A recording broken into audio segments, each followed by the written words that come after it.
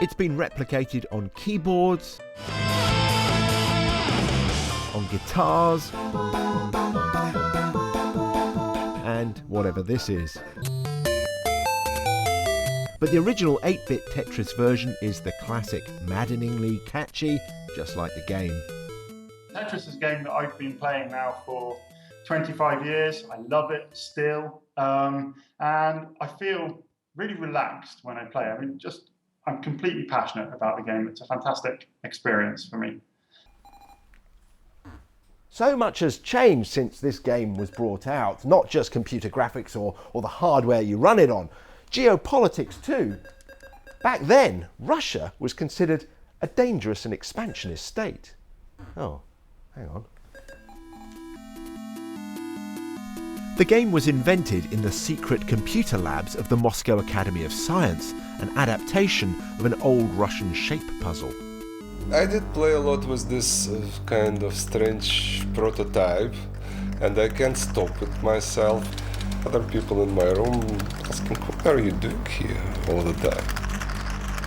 And then I let people play, and I realized that it's not myself who is cuckoo and get something wrong in the brain, because everybody who touched this game can stop playing either. Tetris spread via pirated floppies, reaching the West through Hungary. Everyone who played it realised this was something different. Up until then, video games were a scripted progression through a finite number of levels. Perfection was boringly attainable. Tetris was different from the start because every time you played, it was more difficult, it was different, and it was impossible to win. I think that's probably the reason why Tetris has this enduring appeal, is because however hard you try, you can't win. In the late 80s, the superpowers of the gaming world started a Cold War-style battle for the rights to Tetris. They descended on Moscow, Atari versus Nintendo. Hank Rogers, working on behalf of Nintendo, made a video of his trip to Moscow in search of those elusive rights.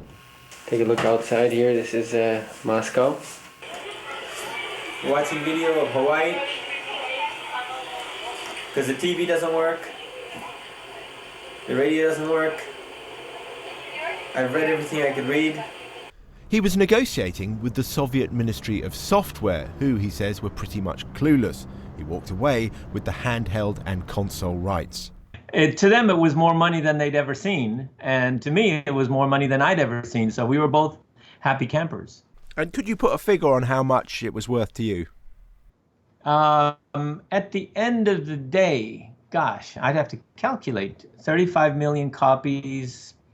It would have been multiple millions of dollars. So what's that one? That's a Japanese version. And the game still appeals, now shrink-wrapped in the smooth cellophane of nostalgia. There's even demand for the original versions on the original machines. Well, it's the simplicity. You know, that modern games are very absorbing and time-consuming, but something like Tetris you could pick up and play for 10 minutes. And if you wanted to, you could play for hours because it's an addictive game. In Tetris, the world serves you up all this random chaos, and it's your job to try and put it in order, make sense of it, make it neat. But time, there just isn't enough time. Your successes are brief. They soon disappear. All that's left is a big pile of failure, of dashed intentions, of incomplete dreams, until you die. The Tetris world is pretty bleak.